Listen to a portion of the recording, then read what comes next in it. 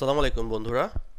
আমরা যারা ব্লেন্ডার নিয়ে কাজ করি, মানুষকে ব্লেন্ডার শিখাই বা ব্লেন্ডার নিয়ে টিউটোরিয়াল তৈরি করি, তো তারা কিন্তু একটা জিনিস খুব ইম্পর্টেন্ট ব্যাপার যে আমরা কখন কোন বাটন প্রেস করছি সেটা যেন স্ক্রিনে দেখা যায়। তো আমি সেই ধারণা থেকে এমন কিছু খুঁজছিলাম যেটা আমাকে সাপোর্ট দিবে এই ব্যাপারে।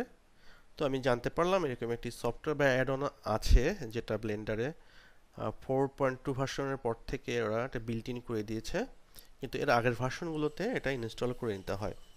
তো আমি সেটা কিভাবে খুঁজে পেলাম এবং কিভাবে ইনস্টল করলাম এবং কি কি প্রবলেম ফেস করলাম সেই ব্যাপারটা আজকে আমি আপনাদের সাথে শেয়ার করব।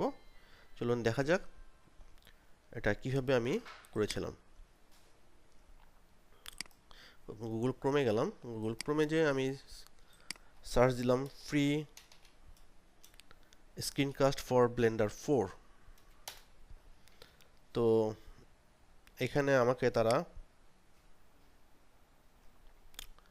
একটা স্ক্রিনকাস্ট কি অ্যাড অন ফ্রম গিটহাব, তো এইখানে যে ওরা বললো যে তুমি এখান থেকে এই সফটওয়্যারটা ডাউনলোড করে এটাকে তুমি অ্যাড অন হিসেবে কাজ চালাতে পারবা। তো আমি এখানে উপরে কিছু দেখলাম, দেখে দেখে দেখলাম যে কোথা থেকে আমি ডাউনলোড করবো। এখান থেকে ডাউনলোড করব। আমি ডাউনলোড করলাম এটা এখান থেকে। ঠিক আছে, করার পর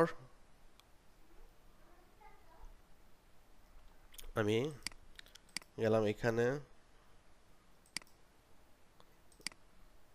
এডিট অপশন থেকে আমি স্ক্রিন, আচ্ছা আমি এটা এখানে ইনস্টল করা ছিল, আমি এটাকে ডিলিট করে দিচ্ছি। ডিলিট করে দেওয়ার পরে আমি এটাকে আবার এটাকে ইনস্টল করার চেষ্টা করি। ইনস্টল করার পর এটা কোথায় আসলো? ডেস্কটপে মাস্টার। ঠিক আছে, মাস্টার আমি ইনস্টল করলাম। এটা কিন্তু ইনস্টল হয়নি। ইনস্টল হলে এখানে লিস্ট আসতো। তো আমি তো অবাক হলাম কেন আসলো না।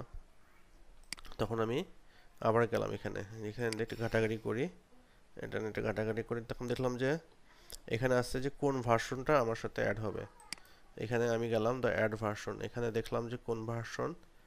আমি কিছুই বুঝলাম না আসলে কোন ভার্সনটা আমার জন্য, কোন ভার্সনটা আমি নিব।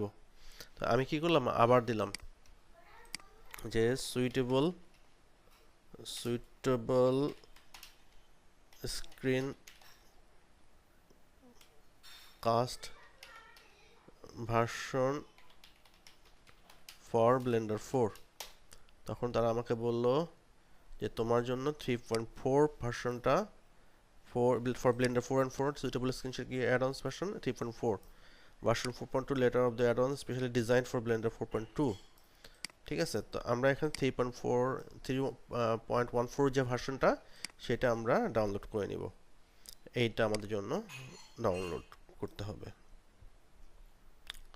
এখান থেকে আমরা এখানে প্রেস করে এটা নিয়ে নিলাম।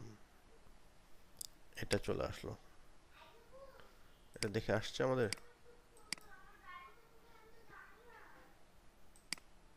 এটা মাস্টার, এটা ডিলিট করে দিই। এটা আমাদের কাঙ্ক্ষিত ফাইল। আমরা ইনস্টলে গেলাম, ইনস্টলে যে ডেস্কটপে গেলাম, ডেস্কটপে থেকে এটা আমরা ইনস্টল দিলাম। এটা হয়ে গেছে, দেখছেন। এখন আমরা এটা ক্লিক করি। এটা দেখেন, এটা অ্যাক্টিভ প্রয়োজন। ক্লিক করলাম, এটা কত ভার্সন? 3.11 ভার্সন। ক্লিক করলাম, এখানে কিন্তু আমার রাইট সাইডে চলে আসছে স্ক্রিন কাস্ট কি। এটাকে আমরা এখান থেকে অ্যাক্টিভ করে দিই। এটা কালার আমরা একটু চেঞ্জ করে দিই। আমরা এটা কালার এরকমই রাখি, তাহলে বুঝতে সুবিধা হবে। এখন আমরা